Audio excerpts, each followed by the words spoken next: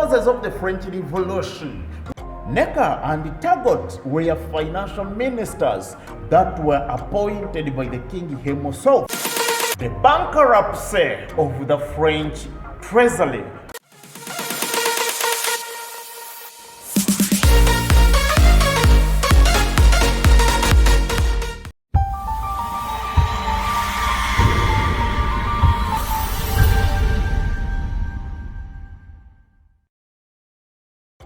As we said in our previous lesson, that when we come back for the next lesson, we shall be dealing with the short-term causes of the French Revolution. It's where we are now. Good morning, good afternoon, and good evening. My name is Tr.Henry. Thank you for watching the History Digest, and please, I kindly request you to subscribe to this YouTube channel so that you don't miss any video of the same kind. Remember, we said that the causes of the French Revolution were grouped into two: the short-term causes and the long-term causes. So our focus today is going to be rotating around the short-term causes, okay? So cause number one, the bankruptcy of the French treasury in 1789 led to the outbreak of the French Revolution. This was due to the enormous expenditure made by the government of King Louis XVI. Remember, he used a lot of money in financing the nobility and the clergy to go for tours abroad. He used a lot of money to buy big vehicles for the nobility and the clergy. He used a lot of money from the French treasury to pay or to clear the high salaries of the nobility and the clergy. He used it to organize banquets in the king's palace, which banquets were being attended by only the nobles and the clergy.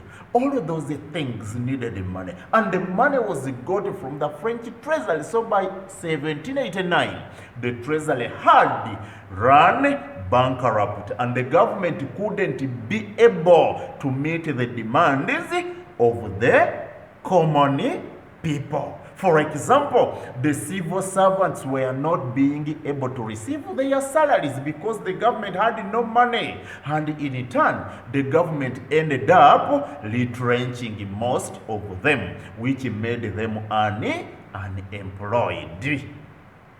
So by 1789, the government, because of the bankruptcy, had no money to run the state activities, to construct roads, schools, hospitals. So all those infrastructures went in a very worse state, which thing couldn't be tolerated by the masses, because for them they needed services from the government. So they rose up in a need to change the status quo. Hence the outbreak or the French Revolution was made inevitable. Number two, the extravagance of the king's palace also led to the outbreak of the French Revolution in 1789.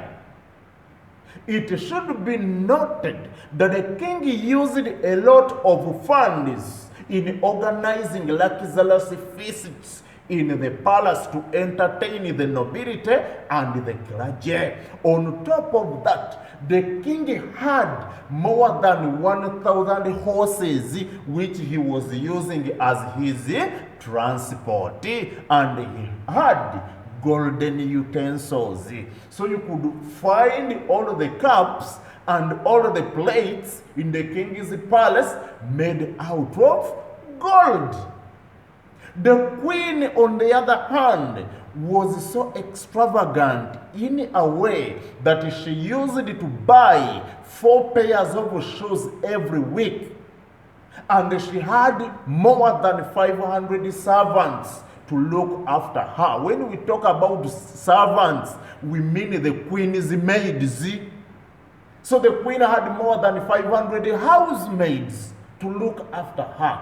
All of those things needed money, and the money was got from the French treasury, which in the later stages contributed the financial bankruptcy, which financial bankruptcy made the state unable to run the activities or the services needed by the layman, and that layman by 1789 ended up organizing the revolution, which came to be known as the French Revolution. Number 3, the dismissal of financial ministers, Necker and Turgot, led to the outbreak of the French Revolution in 1789. Necker and Turgot were financial ministers that were appointed by the king himself, charged with the duty of devising means to see how France could recover from the financial crisis. So these ones advocated for policies which policies were not welcomed by the nobility and the clergy. For example, these Necker and Turgot started taxing the nobility and the clergy as a way of widening the tax base in France. Secondly, they had reduced government expenditure on the nobles and the clergy. So by doing that, you can simply see that the clergy and the nobility were not enjoying their freedoms to the maximum as before. So the nobles, the clergy, and the queen advised the king to dismiss Necker and Turgot, because these two were tampering with their freedoms or with their privileges. And the king ended up listening to the nobility, the clergy, and his wife. So in turn, Necker and Turgot were dismissed, and they were replaced by Cologne as the new financial minister. So Cologne did not want to annoy the nobility and the clergy. For him, he ended up advocating for policies which could please the nobles and the clergy plus the queen, which policies ended up worsening the already sour financial crisis. So by 1789, it was too late to prevent the outbreak of the French Revolution. Number 4, the effects of bad weather or the natural disaster of 1788 led to the outbreak of the 1789 French Revolution. There were hailstorms, heavy rains, and frost in France in the year 1788, which led to poor harvest in the agriculture sector. In turn, this one caused scarcity of foodstuffs, famine, inflation, and the high cost of living, hence the suffering of the people of France. In return, the government of King Louis XVI did not do anything to solve such a problem. Therefore, the hungry French masses ended up rising against the government in order to overcome such conditions. Hence the outbreak of the French Revolution of 1789. The calling of the Estate General Meeting on 5th of May 1789 was yet the immediate cause of the French Revolution of 1789.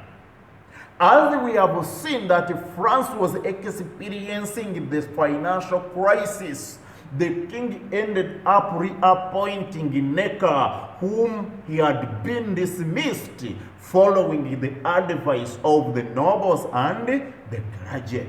So when Necker was reappointed, the first thing he advised the king was to summon the parliament, or what you can call the estate general meeting. Because we all remember that France had spent more than 175 years without having a parliament. So you could wonder how the people's problem were being tackled without a parliament. Because the parliament had last sat in the year 1614. And again, it was sitting on 5th May 1789. And it is believed that all the seeds of the French Revolution were sown in the Estate General meeting. We say the seeds of the revolution were sown in this calling of the Estate General meeting simply because the representatives of all the 3 estates did not agree on the seating arrangement and the voting arrangement. See, the privileged classes of the nobles and the clergy were advocating to sit in a separate room, and the peasants or the commoners also to sit in their separate room. So here we say that they needed to sit as the privileged. They did not want to interact with the unprivileged class, something which was greatly opposed by the members of the third estate. When it came to the voting procedure, the 2 estates, the nobility and the clergy, were advocating voting to be one class, one vote, simply because for them they were 2 classes. Yet the peasants or the commoners wanted voting to be adopted in an individual basis of one man, one vote, because remember they were the ones making the majority of the population. So if voting was to go on one man, one vote, definitely the peasants would win in each and every voting. And if it was to go on one class, one vote, definitely there were 3 classes, and the 2 classes, the privileged, were agreeing. So it means they would get definitely 2 votes. They would outcompete the peasants. So peasants or the commoners did not agree on that. And failure to agree over the voting and sitting arrangements made the representatives of the third estate to separate away from the Estate General meeting. They went outside to start declaring themselves as the National Assembly. And the other events which followed made the revolution inevitable. So with that, we call it a day, and please, I kindly request you and remind you to subscribe to this YouTube channel so that whenever I drop any new video, you are the first person to watch it. Bye-bye.